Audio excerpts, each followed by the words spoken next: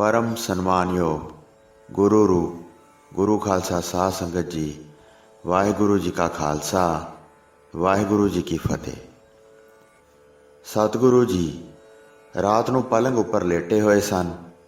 ਕਿਲੇ ਦੇ ਹੇਠਾਂ ਕੁਝ ਵਪਾਰੀਆਂ ਨੇ ਡੇਰਾ ਕੀਤਾ ਸੀ। ਉਹਨਾਂ ਵਪਾਰੀਆਂ ਨੇ ਸੱਸੀ ਪੁੰਨੂ ਦਾ ਗੀਤ ਗਾਇਆ, ਬਾਰ-ਬਾਰ ਗਾ ਕੇ ਰਾਗ ਵਿੱਚ ਵਸਾਇਆ। ਰਾਤ ਦੇ ਸਮੇਂ ਬਹੁਤ ਰਸ ਬੰਨਿਆ। ਪ੍ਰਵੀਨ ਸਤਿਗੁਰੂ ਜੀ ਪਲੰਗ ਉੱਪਰ ਲੇਟੇ ਹੋਏ ਸਨ। ਉਹਨਾਂ ਦੇ ਗੀਤ ਸੁਣਦੇ ਰਹੇ। ਕਾਫੀ ਲੰਮੇ ਸਮੇਂ ਤੱਕ ਉਹ ਗਾਉਂਦੇ ਰਹੇ। ਸਾਰਿਆਂ ਨੇ ਸੁਣਿਆ ਤੇ ਮਨ ਵਿੱਚ ਚੰਗਾ ਸਮਝਿਆ। ਸੁੱਖ ਨਾਲ ਸੌਂ ਕੇ ਰਾਤ ਬਤੀਤ ਕੀਤੀ। ਜਦ ਸਵੇਰ ਹੋ ਗਈ ਤਾਂ ਗੁਰੂ ਜੀ ਜਾਗ ਪਏ।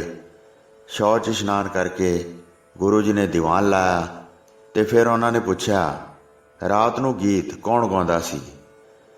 ਸਿੰਘਾਂ ਨੇ ਕਿਹਾ, ਕੁਝ ਵਪਾਰੀ ਮਾਲ ਲੱਦ ਕੇ ਲਿਆਏ ਹਨ, ਉਹਨਾਂ ਨਾਲ ਬਹੁਤ ਊਂਠ ਹਨ, ਉਹਨਾਂ ਨੇ ਗੀਤ ਗਾਏ ਹਨ।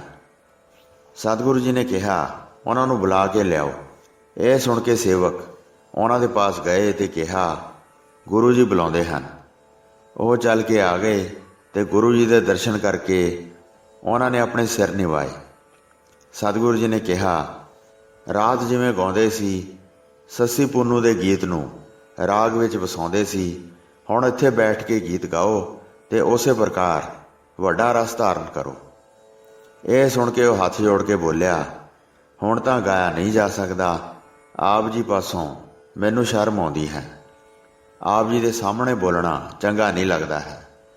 ਤਦ ਗੁਰੂ ਜੀ ਨੇ ਇੱਕ ਕਨਾਤ ਤਨਾਈ, ਸਾਰਿਆਂ ਦੇ ਓਹਲੇ ਉਹਨਾਂ ਨੂੰ ਬਿਠਾ ਦਿੱਤਾ। ਤਾਂ ਸਤਿਗੁਰੂ ਜੀ ਦਾ ਹੁਕਮ ਮੰਨ ਕੇ ਉਸਨੇ ਗੀਤ ਗਾਇਆ, ਪਰ ਫਿਰ ਵੀ ਰਾਤ ਸਮੇਂ ਵਰਗਾ ਰਸ ਨਾ ਪ੍ਰਾਪਤ ਹੋਇਆ। ਉਸ ਨੂੰ ਸਤਿਗੁਰੂ ਜੀ ਨੇ ਧਨ ਦੇ ਕੇ ਨਿਹਾਲ ਕੀਤਾ ਤੇ ਉਸ ਉੱਪਰ ਮਹਾਨ ਬਖਸ਼ਿਸ਼ ਕੀਤੀ। ਸੱਸੀ ਉੱਪਰ ਕਹਿ ਕੇ ਕਿਸੇ ਨੇ ਤਰਕ ਉਠਾਈ। ਉਸ ਪ੍ਰਤੀ ਗੁਰੂ ਜੀ ਨੇ ਉੱਤਰ ਦਿੱਤਾ, ਤੁਹਾਥੋਂ ਉਸ ਜ਼ਮੀਨ ਵਿੱਚ ਉਂਗਲੀ ਨਹੀਂ ਗੱਡੀ ਜਾਂਦੀ। ਉਸ ਜ਼ਮੀਨ ਵਿੱਚ ਸੱਸੀ ਪ੍ਰਵੇਸ਼ ਕਰ ਗਈ। ਪ੍ਰੇਮ ਦਾ ਮਹਾਤਮ ਵੱਡੇ ਤੋਂ ਵੱਡਾ ਹੈ। ਜਿਸ ਨੇ ਆਪਣੇ ਪ੍ਰਾਣ ਜਾਣ ਤੱਕ ਪ੍ਰੇਮ ਨੂੰ ਨਿਭਾਇਆ, ਉਹਨਾਂ ਦੇ ਨਾਮ ਸਦਾ ਲਈ ਅਮਰ ਹੋ ਗਏ ਹਨ। ਲੱਖਾਂ ਸਾਲਾਂ ਤੱਕ ਉਹਨਾਂ ਦੇ ਨਾਮ ਲੈਂਦੇ ਆ ਰਹੇ ਹਾਂ। ਜਿਨ੍ਹਾਂ ਦਾ ਗੁਰੂ ਪਰਮੇਸ਼ਰ ਨਾਲ ਪ੍ਰੇਮ ਹੈ, ਉਹ ਤੁਰੰਤ ਮੁਕਤੀ ਪ੍ਰਾਪਤ ਕਰ ਲੈਂਦੇ ਹਨ। ਪ੍ਰੇਮ ਬਗੈਰ ਸਾਰੇ ਯਤਨ ਫਜ਼ੂਲ ਹਨ। ਸਾਰੇ ਸ੍ਰੇਸ਼ਟ ਕਰਮਾਂ ਵਿੱਚ ਪ੍ਰੇਮ ਰਤਨ ਹੈ। ਪ੍ਰੇਮੀ ਜਪ ਤਪ ਅਤੇ ਯੋਗ ਤੋਂ ਬਿਨਾਂ ਸਵਰਗ ਲੋਕ ਨੂੰ ਪ੍ਰਾਪਤ ਕਰਦਾ ਹੈ। ਇਸ ਪ੍ਰਕਾਰ ਗੁਰੂ ਜੀ ਨੇ ਆਪਣੇ ਮੁਖ ਤੋਂ ਪ੍ਰੇਮ ਦੀ ਮਹਿਮਾ ਕੀਤੀ। ਕਾਫੀ ਸਮੇਂ ਤੱਕ ਸਤਿਗੁਰੂ ਜੀ ਉੱਥੇ ਬੈਠੇ ਰਹੇ। ਫਿਰ ਬੈਰਾੜਾ ਨੇ ਆਪਣਾ ਬਿਰਤਾਂਤ ਕਿਹਾ। ਰਾਜਾ ਬਿਨੈਪਾਲ ਨੇ ਸ਼ਿਕਾਰ ਖੇਡਣ ਵਾਸਤੇ ਚੜ੍ਹਾਈ ਕੀਤੀ। ਜਦ ਜੰਗਲ ਦੇ ਵਿੱਚ ਚਲਾ ਗਿਆ ਤਾਂ ਉੱਥੇ ਉਸਨੇ ਇੱਕ ਕੌਤਕ ਵੇਖਿਆ। ਸੂਈ ਬੱਕਰੀ ਇੱਥੇ ਬਘਿਆੜ ਨਾਲ ਲੜ ਰਹੀ ਸੀ ਤੇ ਆਪਣੇ ਬੱਚੇ ਨੂੰ ਬਚਾ ਰਹੀ ਸੀ। ਰਾਜੇ ਨੇ ਉਹ ਸਥਾਨ ਅਜਿੱਤ ਅਤੇ ਕਿਲੇ ਯੋਗ ਜਾਣਿਆ ਤੇ ਆਪਣੇ ਵਜ਼ੀਰ ਨੂੰ ਕਿਹਾ, ਇੱਥੇ ਸ਼ੀਘਰ ਕਿਲਾ ਤਿਆਰ ਕਰਵਾਓ। ਜਿੱਥੋਂ ਕਿੱਥੋਂ ਬਹੁਤ ਮਨੁੱਖਾਂ ਨੂੰ ਬੁਲਵਾਓ। ਮਨੁੱਖ ਲੱਭਣ ਨਾਲ ਬਹੁਤ ਨਾ ਪ੍ਰਾਪਤ ਹੋਏ। ਜਦ ਇਹ ਜਾਣਿਆ ਕਿ ਛੇਤੀ ਕਿਲਾ ਨਹੀਂ ਬਣੇਗਾ, ਜਿਤਨਾ ਰਾਜੇ ਦਾ ਅਨਾਜ ਰਾਜਾ ਹੋਣ ਕਰਕੇ ਹਿੱਸਾ ਸੀ, ਉਹ ਰਾਜੇ ਨੇ ਕਿਸਾਨਾਂ ਨੂੰ ਛੱਡ ਦਿੱਤਾ। ਓਨੀ ਮਿੱਟੀ ਕਿਲੇ ਵਿੱਚ ਪਵਾਈ। ਫਿਰ ਬਹੁਤ ਮਨੁੱਖ ਆ ਕੇ ਮਿਲੇ। ਇਸ ਪ੍ਰਕਾਰ ਤੁਰੰਤ ਕਿਲਾ ਬਣਵਾਇਆ ਤੇ ਕਿਲੇ ਦੀ ਬਹੁਤ ਉੱਚੀ ਚਣਵਾਈ ਕੀਤੀ। ਕਿਲੇ ਦੇ ਵਿੱਚ ਇੱਕ ਸੁਰੰਗ ਬਣਵਾਈ। ਪਟਨੇਰ ਦੇ ਕਿਲੇ ਤੱਕ ਇਹ ਸੁਰੰਗ ਚਿਣ ਦਿੱਤੀ। ਇਸ ਪ੍ਰਕਾਰ ਕਈ ਹੋਰ ਪ੍ਰਸੰਗ ਸਤਿਗੁਰੂ ਜੀ ਨੂੰ ਸੁਣਾਏ। ਅਗਲੀ ਸਵੇਰ ਨੂੰ ਤੜਕੇ ਤਿਆਰ ਹੋ ਗਏ। ਘੋੜੇ ਉੱਪਰ ਕਾਠੀ ਪਾ ਕੇ ਸਵਾਰ ਹੋ ਗਏ। ਜਦ ਕਾਫੀ ਪਿੰਡਾਂ ਲੰਘ ਕੇ ਆ ਗਏ ਤੇ ਡੇਰਾ ਆ ਕੇ ਸੰਮੀ ਪਿੰਡ ਵਿੱਚ ਲਾਇਆ। ਉੱਥੋਂ ਦੇ ਮਨੁੱਖਾਂ ਨੇ ਆ ਕੇ ਹੱਥ ਜੋੜੇ ਤੇ ਆਪਣੀ ਸ਼ਕਤੀ ਅਤੇ ਸਮਰੱਥਾ ਅਨੁਸਾਰ ਉਪਹਾਰ ਅਰਪਣ ਕੀਤੇ। ਦਰਸ਼ਨ ਕਰਕੇ ਸਾਰਿਆਂ ਨੇ ਚਰਨ ਕਮਲਾਂ ਤੇ ਬੰਦਨਾ ਕੀਤੀ ਤੇ ਦੁੱਧ ਦਹੀਂ ਨੂੰ ਸਤਿਗੁਰੂ ਜੀ ਦੇ ਅੱਗੇ ਧਰਿਆ। ਘਾਹ ਦਾਣੇ ਘੋੜਿਆਂ ਨੂੰ ਦਿੱਤੇ। ਰਸਦ ਪਹੁੰਚਾ ਕੇ ਲੰਗਰ ਤਿਆਰ ਕੀਤਾ। ਸੌਂ ਕੇ ਫਿਰ ਰਾਤ ਬਤੀਤ ਕੀਤੀ ਤੇ ਸਵੇਰ ਹੋਣ ਤੇ ਗੁਰੂ ਜੀ ਘੋੜੇ ਉੱਪਰ ਸਵਾਰ ਹੋ ਗਏ। ਫਿਰ ਦਮਦਮੇ ਪਹੁੰਚ ਕੇ ਡੇਰਾ ਕਰ ਲਿਆ। ਉਸ ਸਮੇਂ ਭਾਈ ਡੱਲਾ ਆ ਕੇ ਮਿਲਿਆ ਤੇ ਉਸਨੇ ਆ ਕੇ ਚਰਨ ਕਮਲਾਂ ਤੇ ਬੰਦਨਾ ਕੀਤੀ। ਸਤਿਗੁਰੂ ਜੀ ਦੇ ਪਾਸ ਬੈਠ ਗਿਆ ਤਾਂ ਬਹੁਤ ਮਨੁੱਖ ਸਤਿਗੁਰੂ ਜੀ ਨੂੰ ਆ ਕੇ ਮਿਲੇ। ਦਿਆਲ ਦਾਸ ਨੇ ਜਿਹੜਾ ਲੰਗਰ ਦਾ ਗੱਡਾ ਭਰਿਆ ਸੀ ਉਹ ਆਪਣੇ ਨਾਲ ਹੀ ਫਿਰ ਲੈ ਕੇ ਆਇਆ। ਰਾਮ ਸਿੰਘ ਨੇ ਫਿਰ ਬੇਨਤੀ ਕੀਤੀ, ਹੇ ਸਤਿਗੁਰੂ ਜੀ, ਦਿਆਲ ਦਾਸ ਨੂੰ ਆਪਣਾ ਜਾਣ ਕੇ ਬਖਸ਼ ਦਿਓ। ਕੜਾਹ ਪ੍ਰਸ਼ਾਦ ਅਤੇ ਬਹੁਤ ਭੋਜਨ ਲੈ ਕੇ ਬਠਿੰਡੇ ਗੱਡਾ ਲੈ ਕੇ ਗਿਆ ਸੀ। ਦਿਆਲ ਦਾਸ ਫਿਰ ਗੁਰੂ ਜੀ ਦੇ ਚਰਨੀ ਢਹਿ ਪਿਆ, ਫਿਰ ਹੱਥ ਜੋੜ ਕੇ ਅੱਗੇ ਖੜਾ ਹੋ ਗਿਆ। ਸਤਿਗੁਰੂ ਜੀ ਨੇ ਫਿਰ ਵੇਖ ਕੇ ਕਿਹਾ, ਬੈਠ ਜਾ, ਭਗਤੂ ਕੁੱਲ ਦਾ ਇਹ ਮਸੰਦ ਹੋਇਆ ਹੈ, ਅਸੀਂ ਤੈਨੂੰ ਬਖਸ਼ਿਆ ਹੈ, ਲੰਗਰ ਵਰਤਾ ਦਿਓ। ਫਿਰ ਗੁਰੂ ਜੀ ਦੇ ਅੱਗੇ ਅਰਦਾਸ ਕੀਤੀ, ਪਰ ਜਦ ਭੋਜਨ ਨੂੰ ਜਾ ਕੇ ਵੇਖਿਆ ਤਾਂ ਉਸ ਵਿੱਚ ਬਹੁਤ ਕਿਰਮ ਪਾਏ ਹੋਏ ਸਨ। ਫਿਰ ਗੁਰੂ ਜੀ ਅੱਗੇ ਆ ਕੇ ਬੇਨਤੀ ਕੀਤੀ, ਇਹ ਭੋਜਨ ਹੁਣ ਖਾਣ ਦੇ ਲਾਇਕ ਨਹੀਂ ਰਿਹਾ, ਬਹੁਤ ਦਿਨ ਬੀਤ ਗਏ ਹਨ, ਇਸ ਕਰਕੇ ਕਿਰਮ ਪੈ ਗਏ ਹਨ। ਗੱਡੇ ਉੱਤੇ ਧਰ ਕੇ ਆਪ ਜੀ ਦੇ ਨਾਲ ਕਈ ਦਿਨ ਫਿਰਦਾ ਰਿਹਾ ਹਾਂ। ਇਹ ਸੁਣ ਕੇ ਸਤਿਗੁਰੂ ਜੀ ਨੇ ਕਿਹਾ, ਸਾਨੂੰ ਵਿਖਾਓ, ਬਾਅਦ ਵਿੱਚ ਸਭ ਨੂੰ ਵਰਤਾ ਦਿਓ। ਕੁਝ ਲੰਗਰ ਅਤੇ ਪ੍ਰਸ਼ਾਦ ਸਤਿਗੁਰੂ ਜੀ ਦੇ ਅੱਗੇ ਲਿਆਇਆ। ਗੁਰੂ ਜੀ ਨੇ ਆਪਣੇ ਹੱਥਾਂ ਵਿੱਚ ਲੈ ਕੇ ਤੇ ਹੱਥ ਦੀ ਤਲੀ ਉੱਪਰ ਧਰ ਕੇ ਗੋਲੀ ਵੱਟੀ। ਭਗਤ ਦਾ ਲੰਗਰ ਸੰਪੂਰਨ ਹੋ ਗਿਆ। ਫਿਰ ਭਗਤ ਦਾ ਲੰਗਰ ਛਕ ਲਿਆ। ਫਿਰ ਕਿਸੇ ਵਰਤਾਉਣ ਵਾਲੇ ਨੇ ਵੇਖਿਆ ਕਿ ਇੱਕ ਵਾਰ ਫਿਰ ਸ਼ੁੱਧ ਭੋਜਨ ਹੋ ਗਿਆ ਸੀ। ਫਿਰ ਸਿੰਘਾਂ ਵਿੱਚ ਵਰਤਾਉਣ ਲੱਗਾ ਤੇ ਕੜਾਹ ਦੇ ਕੇ ਸਭ ਨੂੰ ਤ੍ਰਿਪਤ ਕੀਤਾ। ਫਿਰ ਰੌਲਾ ਪੈ ਗਿਆ ਤੇ ਲੁੱਟ ਮਚ ਗਈ। ਖਾਲਸਾ ਦੌੜ ਦੌੜ ਕੇ ਕੜਾਹ ਪ੍ਰਸ਼ਾਦ ਲੁੱਟਣ ਪੈ ਗਿਆ। ਆਪੇ ਆਪ ਸਾਰੇ ਲੈ ਗਏ।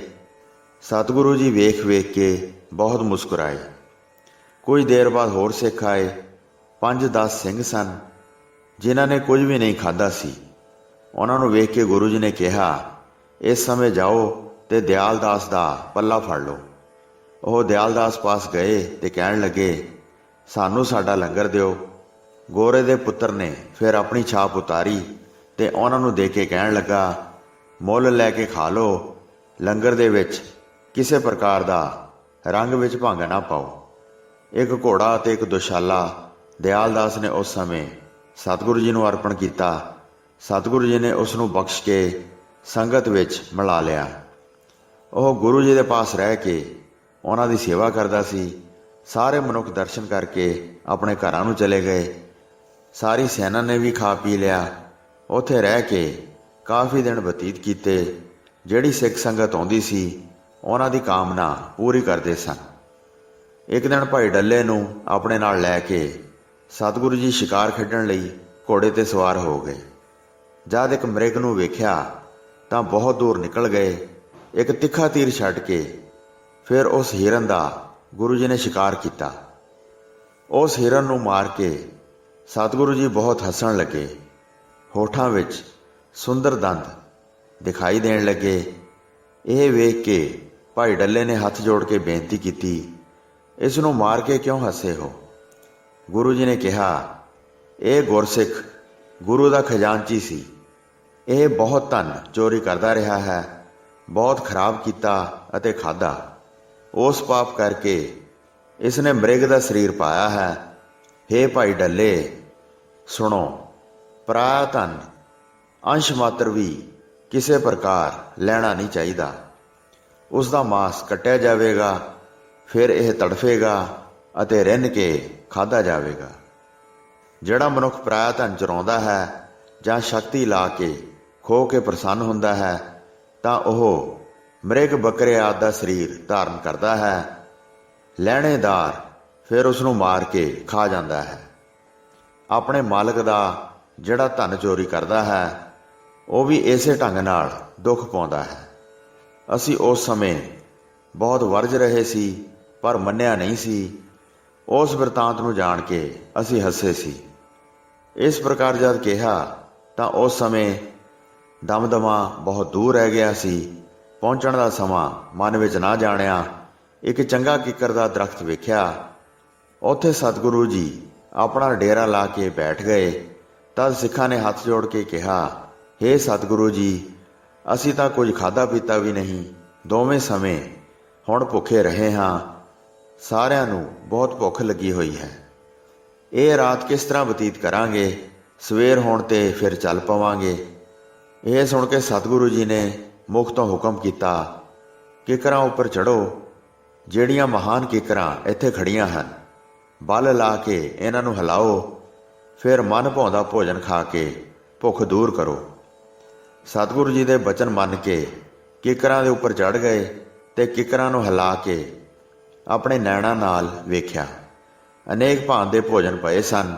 ਬਹੁਤ ਖੁਰਮੇ ਅਤੇ ਜਲੇਬ ਪਏ ਸਨ। ਲੱਡੂ ਆਦਿ ਬਹੁਤ ਪਏ ਸਨ। ਮਾਨੋ ਬਹੁਤ ਭੋਜਨ ਦੀ ਵਰਖਾ ਹੋ ਗਈ ਸੀ। ਖਾ ਖਾ ਕੇ ਸਿੱਖ ਤ੍ਰਿਪਤ ਹੋ ਗਏ। ਕਈਆਂ ਸਿੰਘਾਂ ਨੇ ਇਹ ਭੋਜਨ ਨਾ ਖਾਧੇ। ਉਹਨਾਂ ਨੂੰ ਸਤਿਗੁਰੂ ਜੀ ਨੇ ਪੁੱਛਿਆ, ਤੁਸੀਂ ਕਿਉਂ ਨਹੀਂ ਖਾਧੇ ਹਨ? ਸਾਰਾ ਦਿਨ ਤੁਹਾਡੇ ਹੱਥ ਵਿੱਚ ਕੁਝ ਨਹੀਂ ਸੀ ਆਇਆ। ਜਿਹੜੇ ਸਿਆਣੇ ਸਿੱਖ ਸਨ ਉਹ ਹੱਥ ਜੋੜ ਕੇ ਕਹਿਣ ਲੱਗੇ, ਹੇ ਸਤਿਗੁਰੂ ਜੀ, ਆਪ ਜੀ ਨੇ ਵੀ ਨਹੀਂ ਖਾਧੇ ਹਨ, ਅਸੀਂ ਤੁਹਾਡੇ ਬਗੈਰ ਕਿਵੇਂ ਖਾ ਸਕਦੇ ਸੀ? ਸਤਿਗੁਰੂ ਜੀ ਇਹ ਸੁਣ ਕੇ ਪ੍ਰਸੰਨ ਹੋ ਕੇ ਬੋਲੇ, ਇਹਨਾਂ ਸਿੱਖਾਂ ਨੂੰ ਗੁਰਮੁਖ ਵਿਚਾਰ ਲਓ। ਖਾਣ ਵਾਲੇ ਤਾਂ ਪੇਟ ਪਾਲ ਹਨ।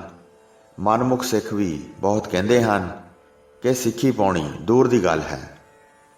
ਵਾਹਿਗੁਰੂ ਜੀ ਕਾ ਖਾਲਸਾ, ਵਾਹਿਗੁਰੂ ਜੀ ਕੀ ਫਤਿਹ।